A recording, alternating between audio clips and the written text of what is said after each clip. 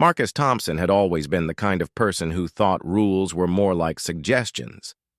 At 32 years old, he owned a small construction business in Detroit and had saved up for 3 years to take his dream vacation to London. He had big plans to see all the famous landmarks, take selfies at every tourist spot, and maybe even get a few viral videos for his social media accounts. The morning started like any other tourist day in London. Marcus woke up in his budget hotel room near King's Cross Station, grabbed his phone, and checked his Instagram followers. Still stuck at 847 followers, which frustrated him more than it should have. He had been trying for months to grow his social media presence, posting construction videos and comedy skits, but nothing seemed to stick. This London trip was supposed to change all that. After a quick breakfast of instant coffee and convenience store pastries, Marcus headed out with his camera gear and a backpack full of what he called his content creation supplies. Among these supplies was a collection of hot sauce bottles from around the world, which he had been featuring in his failed YouTube series called Marcus Takes on the World, One Drop at a Time. The series never gained traction, but Marcus refused to give up on the idea. He figured that combining travel footage with his hot sauce challenges might finally be his ticket to internet fame. The bottles in his backpack ranged from mild jalapeno sauces to some seriously dangerous stuff he had ordered online, including a bottle labeled Satan's Revenge that claimed to be over 2 million Scoville units. His first stop was the Tower Bridge, where he spent an hour taking photos and trying to get strangers to record him doing his hot sauce challenge routine. Most people politely declined or hurried away when they saw him pulling out bottles of bright red liquid. By noon, Marcus was feeling discouraged and decided to head to what he considered the main event of his London experience, Buckingham Palace. The walk to the palace gave Marcus time to think about his strategy. He had watched dozens of YouTube videos of other tourists interacting with the famous royal guards, and he noticed that the most popular ones always involved some kind of unusual or unexpected element. Most tourists just took regular photos, but the videos that went viral were the ones where something surprising happened.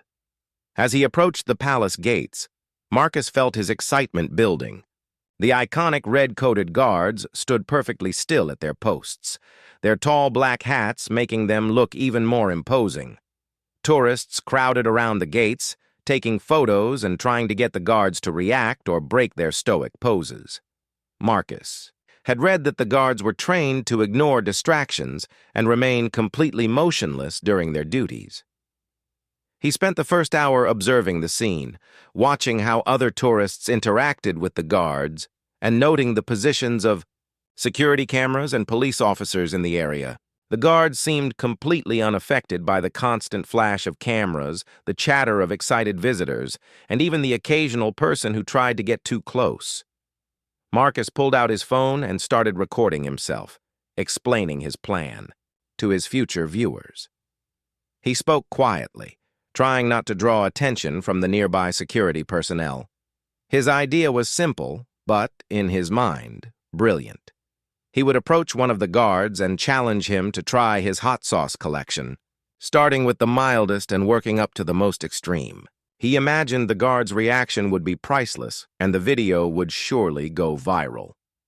What Marcus failed to consider was the serious nature of the Royal Guard's duty and the strict protocols they followed. These weren't actors or performers, hired to entertain tourists. They were active military personnel responsible for protecting one of the most important buildings in Britain. Their training was rigorous, their dedication absolute, and their tolerance for disruption was exactly zero. As the afternoon progressed, Marcus grew more confident in his plan. He had never been particularly good at reading social situations or understanding when his behavior might be inappropriate. Throughout his life, friends and family had often told him that he could be too pushy or that he didn't know when to stop, but Marcus usually brushed off these concerns as people being too sensitive. He chose his target carefully, a young guard who looked to be in his mid-20s, standing at attention near the main entrance. The guard's uniform was pristine, his posture perfect, and his expression completely neutral. Marcus admired the dedication it must take to stand so still for hours at a time, but he also saw it as the perfect setup for his viral moment. Marcus approached slowly, his phone already recording. He started his usual introduction, speaking louder than necessary to make sure his audio would be clear on the recording. Several other tourists noticed him talking to the guard and began gathering around, their own cameras ready to capture whatever was about to happen. The guard remained perfectly still as Marcus explained his hot sauce challenge and held up the first bottle, a relatively mild chipotle sauce that Marcus considered his starter option. When the guard showed no reaction, Marcus interpreted this as interest rather than the professional discipline it actually was. Other tourists began murmuring among themselves, some expressing concern about Marcus's behavior while others seemed amused by the spectacle. A few security personnel in the distance had begun to take notice, though they hadn't yet moved to intervene. Marcus, completely absorbed in his performance for the camera, failed to notice the subtle signs that his behavior was inappropriate and potentially dangerous. He was focused entirely on creating what he believed would be his breakthrough moment, the video that would finally give him the internet fame he had been chasing for so long. The stage was set for what would become one of the most regrettable decisions of Marcus Thompson's life, though at that moment, standing in the shadow of Buckingham Palace with his collection of hot sauces and his dreams of viral stardom, he felt more confident and excited than he had in years. Marcus held up the chipotle sauce bottle, waving it gently in front of the guard's face while maintaining his enthusiastic commentary for the camera. The guard's eyes remained fixed straight ahead, not even acknowledging Marcus's presence. To Marcus, this was exactly what he had hoped for, the perfect straight man for his comedy routine. "Come on, mate," Marcus said, his Detroit accent thick with excitement. "Just one tiny drop. I promise it's not too hot. This one's for beginners." He unscrewed the cap and held the bottle closer to the guard, who continued to stand at perfect attention. The crowd of tourists around them had grown larger, with several people now recording the interaction on their own phones. Marcus interpreted the guard's silence as shyness rather than discipline. In his mind, he was being friendly and entertaining, offering to share something fun with someone who was stuck in a boring job. He had always been the class clown type, the person who tried to lighten the mood in tense situations, though his attempts at humor often missed the mark. "Look, I get it," Marcus continued, now speaking directly to the guard while gesturing dramatically for his audience. "You're probably not supposed to talk or move or anything, but nobody's going to get mad if you just try a little taste. It's just hot sauce, right? People eat this stuff every day."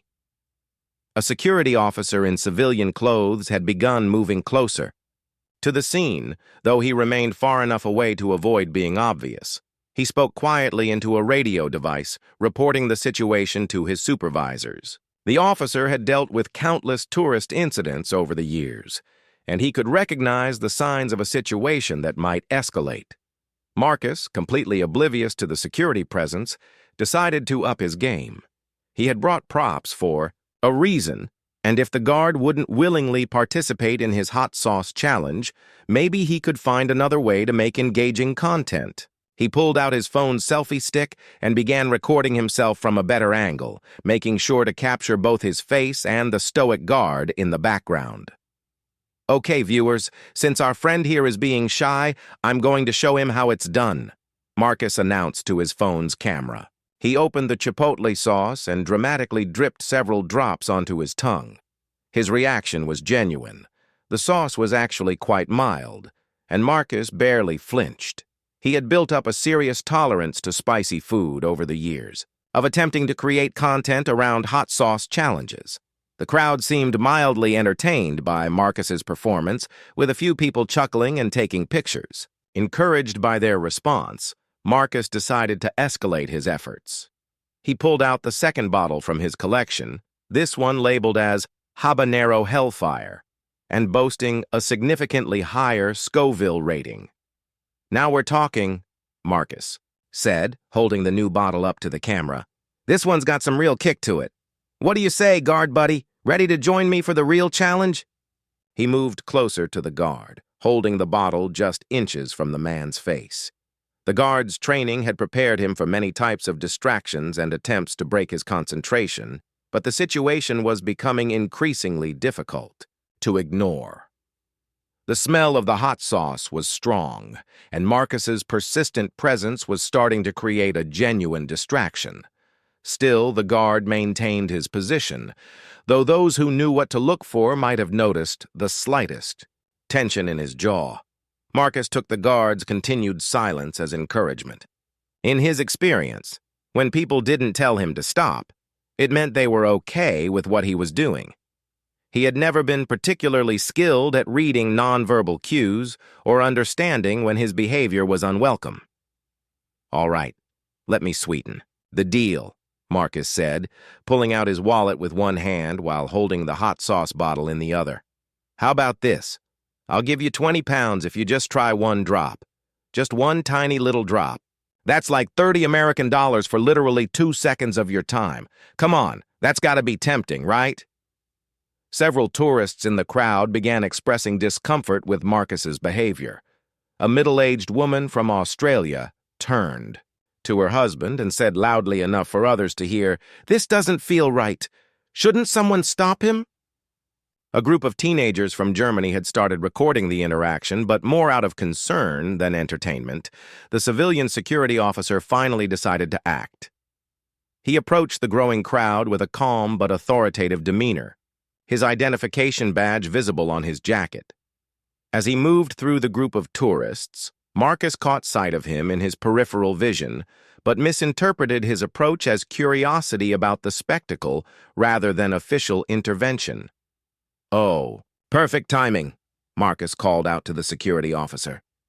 "Maybe you can talk some sense into your friend here. I'm just trying to share some authentic American hot sauce with him. It's all in good fun, right?"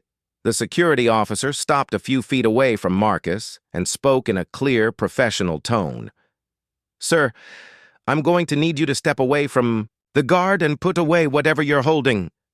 For the first time since arriving at the palace, Marcus felt a flicker of uncertainty. The officer's tone was serious, and the crowd around them had grown quiet. But Marcus's desire for content and his general inability to read social situations properly led him to make what would prove to be a catastrophically poor decision. Instead of complying with the officer's request, Marcus turned back to the guard with renewed determination. "Come on, this is ridiculous," he said, his voice rising slightly. "It's just hot sauce. I'm not hurting anybody. I'm trying to make some fun content here." The security officer stepped closer and spoke more firmly. "Sir, this is your final warning. You need to move away from the guard immediately and put away whatever substances you're carrying."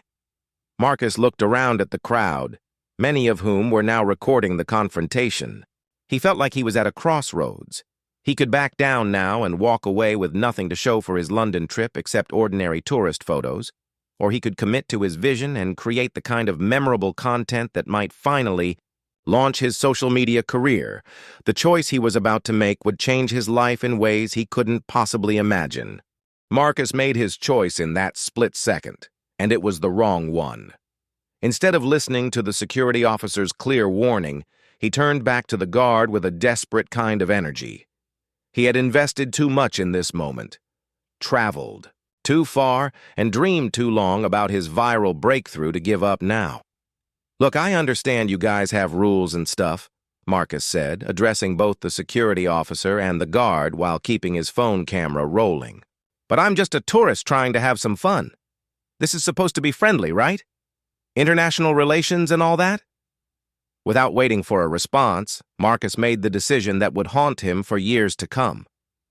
He opened the bottle of habanero hellfire sauce and, in what he later claimed was meant to be a playful gesture, flicked a small amount of the bright orange liquid directly at the guard's face. The effect was immediate and devastating. Several drops of the sauce landed, on the guard's cheek and near his eye. The man's military training had prepared him for many things, but having caustic liquid thrown at his face wasn't something he could simply ignore through discipline and willpower. The guard's composure broke instantly. He stepped back from his position, his hand going to his face as the hot sauce began to burn his skin and threaten his vision.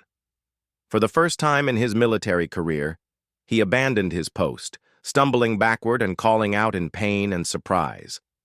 The crowd's reaction was immediate and intense. Several people screamed, others began backing away, and multiple tourists stopped recording, clearly disturbed by what they had witnessed.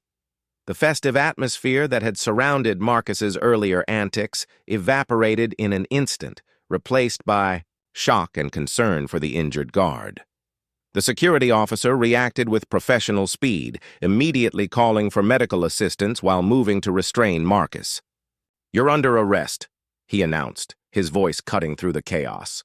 "Do not move, do not resist, and put your hands where I can see them." Marcus's phone slipped from his hands as the reality of the situation hit him. The guard was in genuine distress, rubbing at his face and blinking rapidly as tears streamed down his cheeks. Other guards and security personnel were rushing to the scene from multiple directions, their usual ceremonial pace replaced by urgent, purposeful movement. Wait, Marcus stammered, his hands raised as more security officers surrounded him. "I didn't mean for this to happen. It was just supposed to be funny. It's just hot sauce, right? People eat this stuff all the time. But hot sauce that might be tolerable when consumed as food becomes a chemical irritant when it comes into contact with eyes and sensitive facial skin." The guard was experiencing genuine pain and potential injury, and Marcus's protests about his innocent intentions fell on deaf ears. A paramedic team arrived within minutes, attending to the affected guard while additional security personnel secured the area and managed the crowd of stunned tourists. Marcus found himself in handcuffs, still trying to explain his actions to officers who were far more concerned with the victim's well-being than with his creative vision. "This is insane," Marcus kept repeating as he was led away from the scene. "I'm just a tourist. I was making a video. People do crazy stuff for videos all the time. This isn't fair." The guard, meanwhile, was receiving medical attention for chemical burns to his face and potential eye injury. The habanero hellfire sauce that Marcus had considered a fun prop contained capsaicin concentrations high enough to cause real harm when applied directly to sensitive tissue. What Marcus had treated as a harmless prank had resulted in an assault on a member of the military in the performance of his duties. As news of the incident spread, other tourists in the area began sharing their recordings and photos on social media. But instead of the viral fame Marcus had dreamed of, the content painted him as an irresponsible troublemaker who had attacked an innocent person doing his job. The hashtags that began trending weren't celebrating his creativity. They were calling for accountability and expressing sympathy for the injured guard. Within hours, Marcus's face and actions were indeed going viral, but not in the way he had ever imagined. The videos showed a clear sequence of events, warnings from security that he ignored, an obvious escalation of inappropriate behavior, and finally the moment he threw hot sauce at someone who was literally unable to defend himself due to his military duties. International news outlets picked up the story, describing it as an assault on a British Royal Guard by an American tourist. The headline weren't focusing on Marcus's quest for internet fame or his innocent intentions. They were describing a criminal act that had injured a serviceman and disrupted one of Britain's most important cultural sites.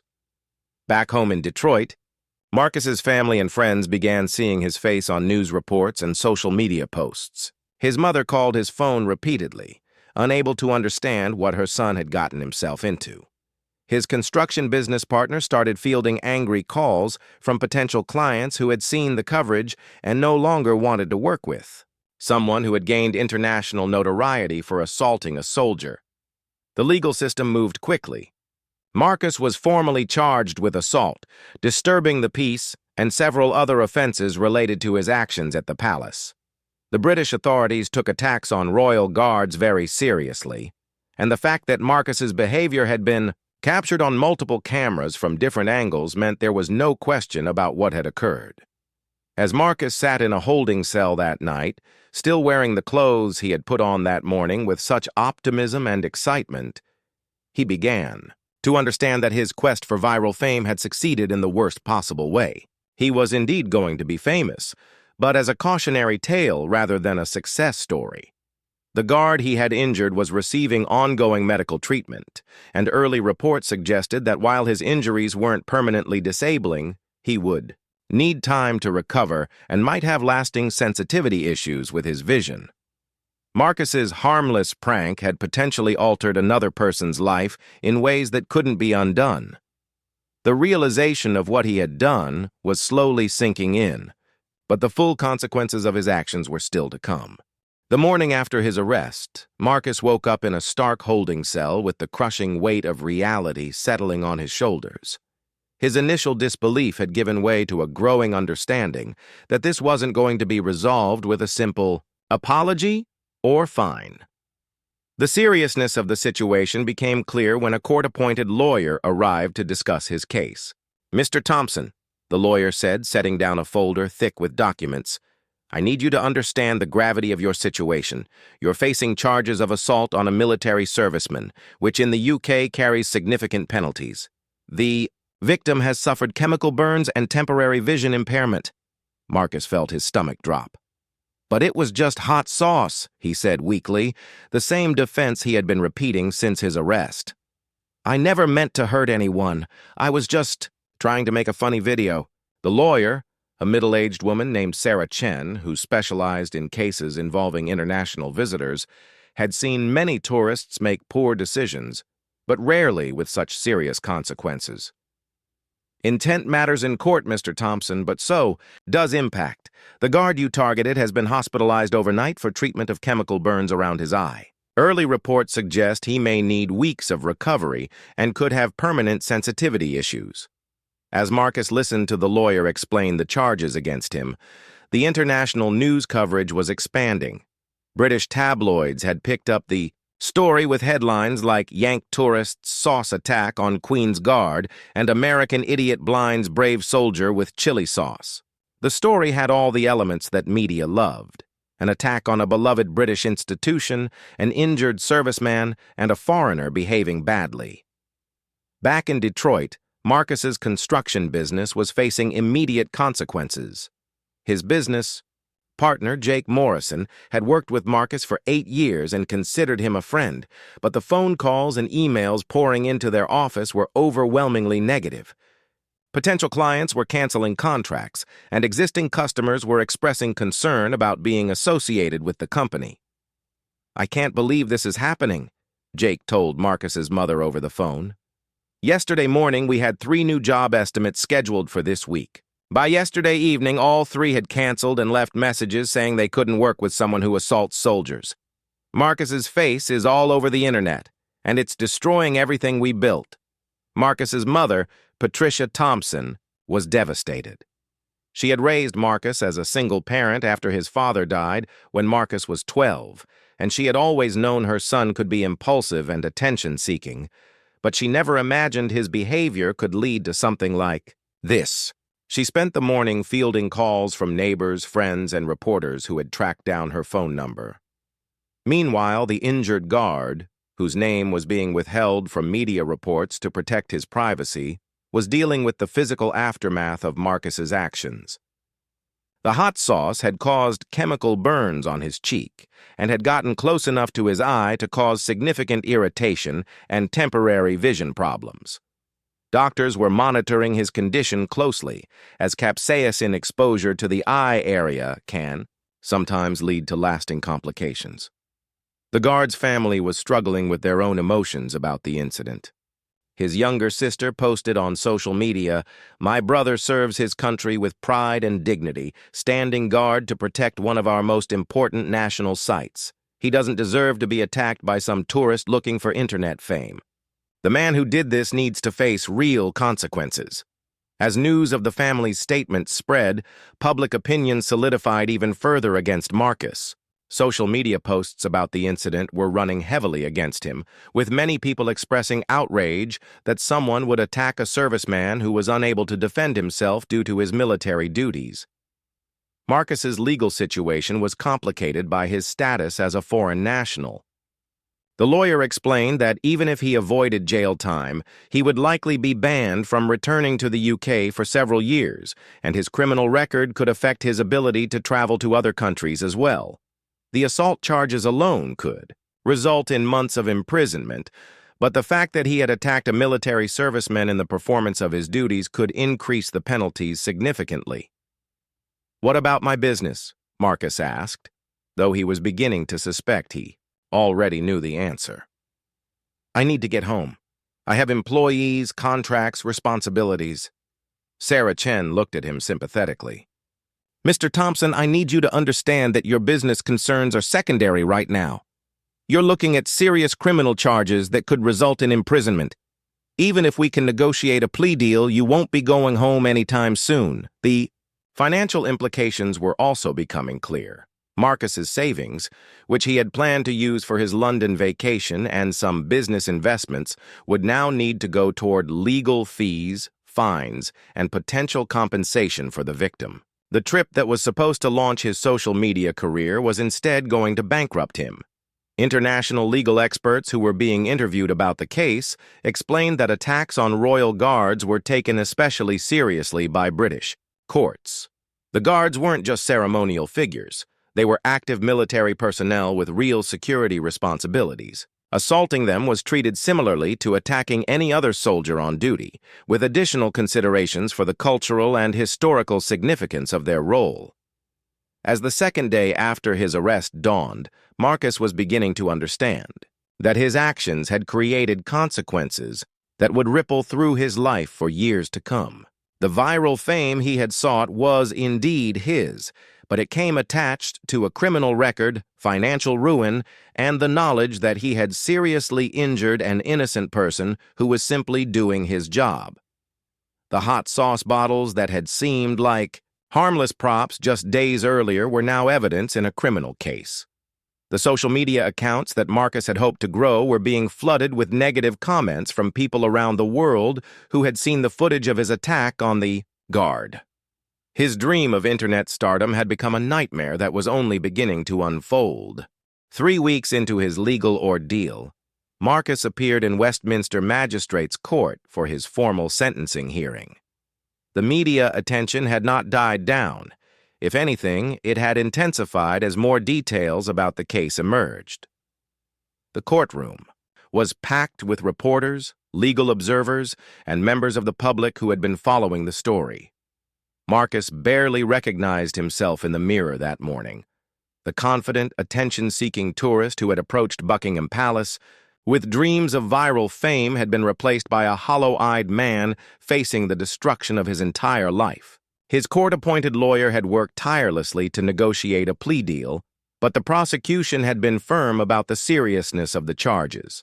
The judge, the Honorable Justice Margaret Whitfield, had presided over countless cases involving tourists and public disturbances, but she had rarely seen a case with such clear-cut evidence and such severe consequences for the victim. As she reviewed the case file, she noted the extensive video evidence, the medical reports detailing the guard's injuries, and the international attention the case had received. "Mr. Thompson," Judge Whitfield began, her voice carrying the weight of years on the bench, "you stand before this court having pleaded guilty to assault occasioning actual bodily harm, disturbing the peace, and conduct likely to cause harassment, alarm, or distress. Before I pass sentence, I want you to understand the full scope of what you have done." The guard whom Marcus had attacked was present in the courtroom, though seated in a section reserved for victims and their families. His left eye was still, showing signs of irritation, and he wore sunglasses indoors due to ongoing light sensitivity. The sight of him made Marcus feel physically ill with guilt and remorse. "Your victim," the judge continued, "is a 24-year-old soldier who has served his country with distinction for 6 years. He has been hospitalized twice for treatment of chemical burns to his face and eye area. Medical experts have testified that he may experience permanent sensitivity to bright light and could have scarring that will affect him for the rest of his life. Marcus wanted to speak, to apologize, to somehow undo what he had done, but his lawyer had advised him to remain silent unless directly asked to respond.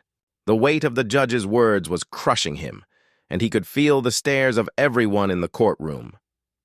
The prosecution had presented a victim impact statement that detailed how the attack had affected not just the guard's physical health, but his mental well-being and career prospects. The young soldier had been dealing with anxiety about returning to public-facing duties, worried that his injuries made him appear weak, or that another tourist might attempt something similar. The defendant's actions, the prosecutor had argued, were not just an attack on one individual, but an assault on the institution of the Royal Guard and the safety of all servicemen and women who perform ceremonial duties. Mr. Thompson ignored multiple warnings from security personnel and deliberately escalated his behavior until it resulted in serious injury to an innocent person. The defense had tried to emphasize Marcus's remorse and his lack of prior criminal history, but there was little they could say to minimize the severity of what had occurred. The video evidence showed a clear pattern of increasingly inappropriate behavior culminating in what could only be described as an assault.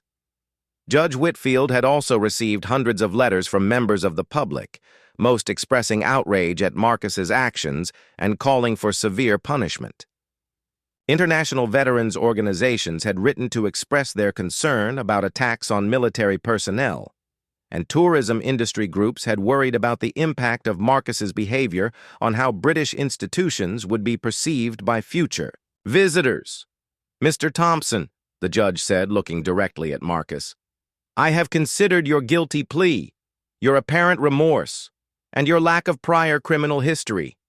However, I must also consider the severity of your actions, the harm caused to the victim, and the need to deter others from similar behavior." The sentence, when it came, was devastating. Marcus was sentenced to 8 months in prison with the possibility of release after serving 4 months if he demonstrated good behavior. He would also be required to pay $15,000 in compensation to the victim, cover all medical expenses related to the guard's treatment, and face a lifetime ban from entering any royal property in the United Kingdom. The financial penalties alone would bankrupt him. The $15,000 compensation, combined with medical costs that were still accumulating as the guard continued treatment, would exceed $25,000. Add in his legal fees, and Marcus was looking at debt that would take him years to repay, assuming he still had a business to return to. The news of his sentence spread immediately. Within hours, headlines around the world were reporting American tourist gets prison for hot sauce attack on Royal Guard and 8 months behind bars for Buckingham Palace assault. The coverage was universally unsympathetic, portraying Marcus as a cautionary tale about the consequences of pursuing social media fame at any cost. Back in Detroit, the final nail was being hammered into the coffin of Marcus's construction business. Jake Morrison had tried to keep the company afloat during Marcus's legal troubles, but the negative publicity had made it impossible to maintain existing contracts or secure new ones. On the same day Marcus was sentenced, Jake was meeting with a bankruptcy attorney to discuss dissolving the business they had spent years building together. Marcus's mother received the news of the sentence through a phone call from the lawyer. She broke down crying, not just for her son's situation, but for the pain he had caused to an innocent young man who was simply doing his job. She had raised Marcus to be better than this, and she felt like she had somehow failed as a parent. The injured guard's family issued a statement through their lawyer expressing mixed feelings about the sentence. While they were glad to see Marcus face consequences for his actions, they emphasized that no amount of money or prison time could undo the physical and emotional trauma their family member had experienced. As Marcus was led away from the courthouse, in handcuffs he caught sight of the guard he had injured. The young man was leaving through a different exit, still wearing sunglasses and walking carefully, as if bright lights and sudden movements caused him discomfort. The sight of his victim's ongoing suffering hit Marcus harder than the prison sentence itself. The viral fame Marcus had sought had indeed found him, but it came attached to a criminal record, financial ruin, a destroyed business, and the knowledge that his actions had permanently altered another person's life. As the prison van pulled away from the courthouse, Marcus realized that his 4-month sentence was just the beginning of consequences that would follow him for the rest of his life. 4 months later, Marcus Thompson walked out of Pentonville Prison a fundamentally changed man. The confident, attention-seeking individual who had entered the facility had been replaced by someone who understood the true weight of his actions and their consequences. Prison had given him time to think, to read the letters from his victim's family, and to confront the reality of what his pursuit of internet fame had cost. His release drew minimal media attention. The story that had captivated international headlines months earlier was now old news, replaced by fresher scandals and viral moments. But for Marcus, the end of his prison sentence marked the beginning of an even more challenging phase of his life, learning to live with the consequences of his actions. The first shock came at Heathrow Airport. Immigration officials informed him that while his prison sentence had ended, his ban from royal properties was permanent, and he was being placed on a watch list that would make any future visits to the UK extremely difficult. As he boarded his flight back to Detroit, Marcus understood that he had permanently altered his relationship with an entire country. The Detroit that greeted him was vastly different from the one he had left. His construction business had been dissolved months earlier, with Jake Morrison having to declare bankruptcy and take a job working for a larger contractor. The house Marcus had been buying was in foreclosure, and his belongings had been put into storage by his mother, who had been trying to manage his affairs while he was imprisoned. "I tried to save what I could," Patricia Thompson told her son as she drove him away from the airport. "But the legal fees, the compensation payments, the business debts, it was too much. We lost everything, Marcus. And it's not just the money. People in the neighborhood, they know what you did. Some of them won't even talk to me anymore." The financial devastation was complete. The $25,000 he owed in compensation and medical costs had been converted to US dollars and garnished from any assets he had. His bank accounts had been emptied, his truck repossessed, and his credit destroyed. At 33 years old, Marcus found himself back in his childhood bedroom in his mother's house, with no business, no assets, and a criminal record that made employment nearly impossible. But the financial consequences, devastating as they were, paled in comparison to the social and psychological impact of his actions. Videos of his attack on the Royal Guard continued to circulate on social media, often accompanied by his full name and location. Potential employers who might have overlooked a criminal record were unwilling to hire someone whose face was recognizable as the hot sauce assault guy from viral videos. Marcus spent weeks applying for jobs, only to be turned down once background checks revealed his identity. Even positions that typically hired people with criminal records were hesitant to employ someone whose case had received such negative international attention. The viral fame he had sought had made him unemployable in any field that involved public contact. 6 months after his return to Detroit, Marcus finally found work at a small warehouse operation run by a family friend who agreed to give him a chance despite his notoriety. The job paid minimum wage and offered no benefits, a far cry from the successful construction business he had owned just over a year earlier. But it was work, and it allowed him to start making small payments toward his massive debt. The psychological impact of his actions weighed on Marcus constantly. He had developed severe anxiety about being recognized in public, often wearing hats and sunglasses even indoors to avoid being identified. Sleep came rarely and was filled with nightmares about the moment he threw hot sauce at the guard, replaying the scene over and over with perfect, torturous clarity. Marcus had also begun receiving letters forwarded through his lawyer from the guard he had injured. The young soldier, whose name Marcus had learned was James Mitchell, had written to express how the attack had affected his life. The letters weren't angry or vengeful. They were worse. They were sad, confused accounts of a young man trying to understand why someone would hurt him for no reason. "I keep thinking about what I could have done differently," one letter read. "My doctors say the sensitivity in my left eye might be permanent. I have to wear special glasses now, and bright lights give me terrible headaches. But what really bothers me is that I don't understand why you did it. I was just doing my job, standing there like I was trained to do. Was I somehow threatening to you? Did I do something wrong?" The letters devastated Marcus more than any punishment the court could have imposed. James Mitchell wasn't seeking revenge or additional compensation. He genuinely wanted to understand why Marcus had hurt him.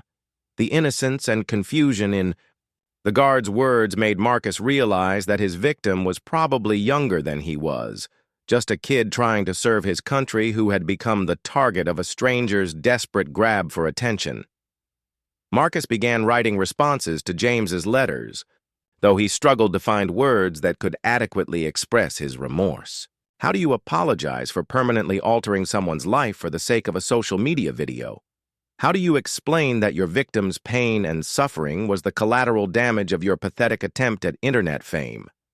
"I think about you every day," Marcus wrote in one of his responses. "I know that probably doesn't help with your headaches or make your eye feel better, but I need you to know that what I did was inexcusable. You were innocent. You were doing your job, serving your country, and I hurt you because I was selfish and stupid and desperate for attention I didn't deserve." The correspondence between Marcus and James continued for months, an unlikely connection born from tragedy. Through their letters, Marcus learned that James had grown up in a small town in Wales, that he had joined the military to pay for university, and that his dream was to become a teacher after his service ended. The attack had shaken his confidence and made him question whether he wanted to continue in public-facing military roles. This knowledge made Marcus's guilt even more intense. He hadn't just injured a nameless, faceless symbol of authority. He had hurt a real person with dreams, fears, and a family who loved him. James's parents had written their own letter describing their son's nightmares and anxiety, his fear of crowds, and his worry that his military career might be over before it had really begun. A year after his return from London, Marcus made a decision that surprised everyone who knew him. He sold what few possessions he had left and used the money to travel to Wales, not to see James. That would have been inappropriate and potentially harmful, but to visit the small town where the guard had grown up. Marcus spent a week there, volunteering at local charities and trying to understand the community that had raised the young man he had injured. He didn't announce his presence or try to gain any recognition for his volunteer work. Instead, he worked quietly at a food bank, helped repair playground equipment at a local school, and spent time talking with elderly residents at a care facility. For the first time since his arrest, Marcus felt like he was doing something positive, something that might in some small way begin to balance the scales of the harm he had caused. The people of the Welsh town had no idea who Marcus was or what he had done to their local hero. To them, he was just an American visitor who was willing to work hard and help out wherever needed. The anonymity was both liberating and humbling. This was what it felt like to contribute without seeking recognition, to help without expecting anything in return. On his last day in Wales, Marcus left an envelope at the local post office addressed to James Mitchell's family. Inside was every penny he had saved since returning from prison, along with a letter explaining that he would continue sending money regularly for as long as it took to cover any ongoing medical expenses or compensation for James's suffering. "I know money can't undo what I did," Marcus wrote, "but I want you to know that I will spend the rest of my life trying to make amends. Your son deserves so much better than what I gave him, and while I can't change what happened, I can promise that I will never stop trying to be worthy of his forgiveness." Marcus returned to Detroit with a new understanding of his purpose. He would never be the social media star he had dreamed of becoming, and he would likely never fully escape the consequences of his actions. But he could choose to spend his remaining years trying to repair the damage he had caused and perhaps prevent others from making similar mistakes. He began speaking at schools and community centers about the dangers of seeking fame at any cost, sharing his story as a cautionary tale about how quickly poor decisions can destroy lives. The presentations were difficult and often humiliating, but Marcus forced himself to relive his worst moment over and over if it might save someone else from making similar choices.